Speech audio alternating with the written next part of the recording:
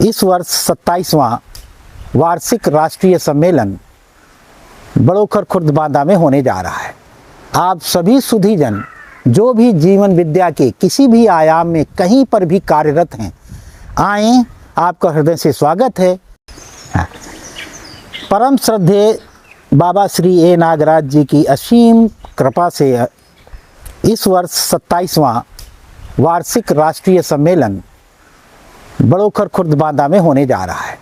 आप सभी सुधीजन जो भी जीवन विद्या के किसी भी आयाम में कहीं पर भी कार्यरत हैं, आएं, आपका हृदय से स्वागत है और यहाँ हम सबका उत्साह बढ़ाएं और आगे आने वाली पीढ़ियों के लिए प्रेरणा बने। धन्यवाद। नमस्कार। आज की भागदौड़ भरी जिंदगी में जहां हर कोई, आप देखिए, एक समाधान, एक संतुलन खोज रहा है, क्या सह अस्तित्व और मानवीय मूल्यों पर आधारित जीवन जीने का कोई व्यवहारिक तरीका हो सकता है? ये सवाल तो आजकल बहुतों के मन में है। बिल्कुल, और शायद इसी सवाल की पड़ताल करने का या उससे जुड़ने का एक मौका है ये 27वां जीवन विद्या सम्मेलन 2025। जी हाँ, ये आयोजन हो रहा है 30 अक्टूबर से 2 नवंबर 2025 तक। जगह है प्रेम सिंह की बगिया, बांदा, उत्तर प्रदेश में। और इसके आयोजक हैं जीवन विद्या लोकयापीकरण अभियान से जुड़े बांदा आयोजन समूह, है ना? हाँ बिल्कुल, बांदा आयोजन समूह ही इसे आयोजित कर रहा है। हमारे पास भी इस आयोजन से जुड़ी कुछ जानकारी है जो बांदा आयोजन समूह ने ही साझा की है। तो आज हम इसी जानकारी को जरा कुरेद कर देखेंगे, समझने की कोशिश करेंगे कि ये सम्मेलन आखिर क्यों खास है, इसमें अलग क्या है, और सबसे जरूरी बात, वहां जाने का अनुभव कैसा हो सकता है। तो चलिए इसे गहराई से समझते हैं। हाँ बिल्कुल, देखते हैं कि आयोजक इसे किस तरह से सामने रख रहे हैं। अच्छा, तो शुरुआत करते हैं इस बात से कि आयोजक कह रहे हैं कि ये सिर्फ एक सम्मेलन या कोई वर्कशॉप नहीं है, वो इसे जीवन के नए अध्याय की शुरुआत जैसा बता रहे हैं। हाँ, नए अध्याय की शुरुआत। हाँ, मतलब एक ऐसा अनुभव जहां सिर्फ जानकारी नहीं बल्कि ज्ञान, गहरे संबंध और जीवन के सवालों के समाधान मिलने की उम्मीद है। अब सवाल ये उठता है कि क्या ये दावा सिर्फ कहने की बात है या इसमें कुछ ठोस आधार भी है? देखिए, यहाँ जो दिलचस्प बात लग रही है वो ये कि आयोजकों का जोर सिर्फ सुनने पर या बस बौद्धिक चर्चा पर नहीं है। अच्छा, उनका जोर जीने पर ज्यादा दिख रहा है। उनकी बातों से ऐसा लगता है कि जीवन विद्या, जो कि मूल रूप से सहअस्तित्व और मानवीय मूल्यों पर आधारित जीने का एक तरीका या दर्शन है, हाँ, उसे वो एक साधारण पर गहरे तरीके के रूप में देख रहे हैं। मतलब ऐसा तरीका जो सिर्फ किताबों या लेक्चर्स तक ना रह जाए, बल्कि हमारी रोजमर्रा की जिंदगी में उतरे, हर सांस में, हर रिश्ते में, हर फैसले में। तो ये इरादा इसे सिर्फ एक थ्योरी से कहीं ज्यादा बनाने का है। समझ गई, यानी फोकस सिर्फ जानने पर नहीं बल्कि उसको अनुभव करने और अपनाने पर है। बिल्कुल सही कहा। और शायद इसी वजह से जो आयोजन स्थल है प्रेम सिंह की बगिया, वो अपने आप में और भी महत्वपूर्ण हो जाता है। हाँ, ये नाम सुनने में तो बहुत अच्छा लगता है, प्रेम सिंह की बगिया। पर क्या इसमें कोई खासियत भी है या बस नाम ही सुंदर है? नहीं, बांदा आयोजन समूह के अनुसार ये सिर्फ नाम नहीं है, वो इसे एक जीवित प्रयोगशाला कह रहे हैं। जीवित प्रयोगशाला कैसे? ऐसे कि वहाँ के जो प्रमुख व्यक्ति हैं प्रेम सिंह भैया, वो कई सालों से जीवन विद्या के सिद्धांतों को अपनी खेती में, वो भी जैविक खेती में उतार रहे हैं। अच्छा, तो ये वो जगह है जहाँ जीवन विद्या का दर्शन सिर्फ बातों में नहीं है, बल्कि आपको मिट्टी में, पौधों में, खेती के तरीकों में और वहाँ के लोगों के आपसी व्यवहार में वो महसूस किया जा सकता है। वाह! आयोजकों का कहना है कि वहाँ एक सहज संतुलन और सौंदर्य का अनुभव होता है। तो प्रेम सिंह की बगिया सिर्फ एक सुंदर नाम नहीं, बल्कि उस दर्शन का जीता जागता सबूत है जिस पर यह सम्मेलन आधारित है। मतलब सिद्धांत और व्यवहार का संगम स्थल। हाँ बिल्कुल, आप ऐसा कह सकती हैं। और ये जगह देश भर में जानी भी जाती है। वहाँ जीवन विद्या के परिचय शिविर नियमित रूप से होते रहते हैं। अच्छा, पहले से होते आ रहे हैं? जी हाँ, तो ये कोई नई जगह नहीं है, बल्कि इस दर्शन के लिए एक स्थापित केंद्र है। आयोजकों का ये भी कहना है कि इसका असर आसपास के गांव के लोगों पर भी पड़ा है और हो सकता है सम्मेलन में उन स्थानीय लोगों से भी मिलने का मौका मिले जो इसे जी रहे हैं। ये तो इसे और भी व्यावहारिक बनाता है ना? बिल्कुल, ये तो काफी रोचक है। अच्छा, अब आते हैं मुद्दे पर। इस बार सम्मेलन में सीखने का मुख्य बिंदु क्या है?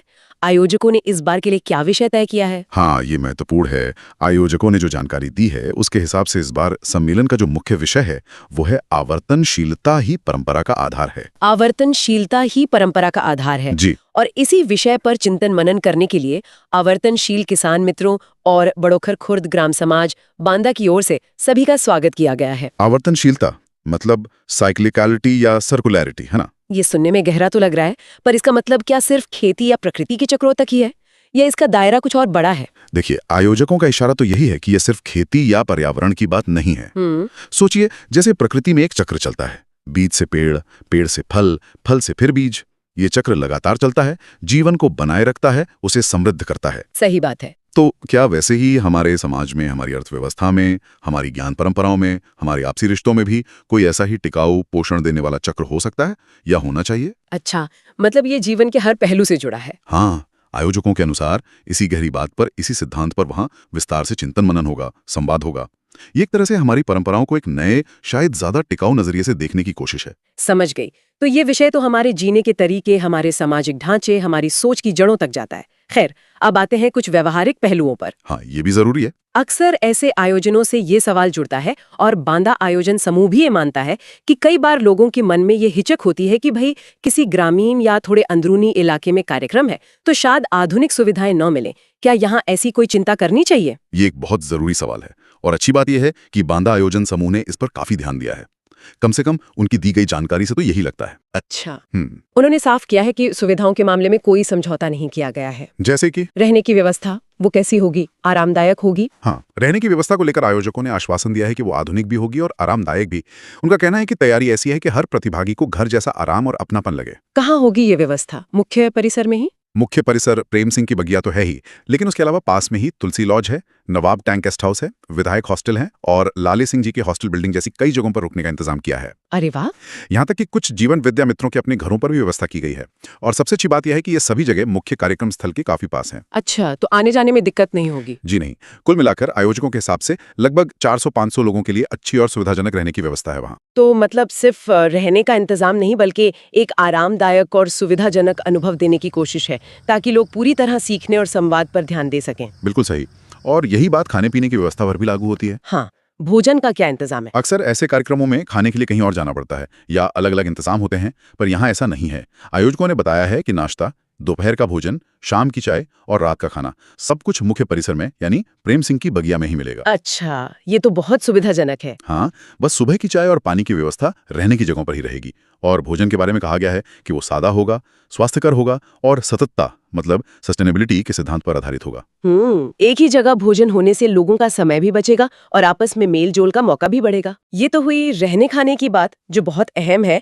अब कार्यक्रम के तकनीकी इंतजाम, जैसे स्टेज, साउंड सिस्टम, लाइटिंग वगैरह, कहीं ऐसा तो नहीं कि गांव का माहौल होने की वजह से इन चीजों में कोई कमी रह जाए? नहीं, आयोजकों ने इस चिंता पर भी ध्यान दिया है। उनका साफ कहना है कि भाई कार्यक्रम का परिवेश भले ही प्राकृतिक और ग्रामीण है, लेकिन तकनीकी संसाधनों में कोई कमी नहीं होगी। अच्छा, मंच, साउंड सिस्टम, लाइटिंग की व्यवस्था एकदम आधुनिक और राष्ट्रीय स्तर के किसी भी अच्छे सम्मेलन जैसी होगी। उन्होंने इस बात पर जोर दिया है कि प्रतिभागियों को किसी भी तरह की तकनीकी दिक्कत महसूस नहीं होने दी जाएगी। ये सुनकर अच्छा लगा। यानी सुविधाओं को लेकर जो आम शंकाएं हो सकती हैं, उन्हें दूर करने का आयोजकों ने पूरा प्रयास किया है। अच्छा, अब एक और चीज पर आते हैं जो अनुभव को बहुत प्रभावित करती है, मौसम। हाँ, मौसम बहुत जरूरी है। कार्यक्रम अक्टूबर के अंत और नवंबर की शुरुआत में है। उस समय बांदा का मिजाज कैसा रहता है? मौसम भी तो सीखने के मूड पर असर डालता है ना? बिल्कुल, और मौसम के लिहाज से आयोजकों का कहना है कि ये समय बहुत ही अच्छा है। उनके अनुसार अक्टूबर का आखिर और नवंबर की शुरुआत बांदा में साल के सबसे सुखद समयों में से एक होता है। अच्छा, कैसा मौसम? न ज्यादा ठंड, न ज्यादा गर्मी, बल्कि मौसम आमतौर पर खुशनुमा रहता है। हल्की सुनहरी धूप, ताजी हवा। बाहर से आने वाले लोगों के लिए तो ये मौसम खास तौर पर आरामदायक रहेगा। वाह! आप सोचिए, पेड़ों की हरियाली, खुला आसमान और इतना अच्छा मौसम, और ऐसे में जीवन के गहरे मूल्यों पर चिंतन करना, ये अपने आप में एक बहुत ही अनूठा अनुभव हो सकता है। बिल्कुल, यानी मौसम भी पूरी तरह साथ देगा। अब एक आखिरी व्यवहारिक सवाल, वहां पहुंचना कितना आसान है?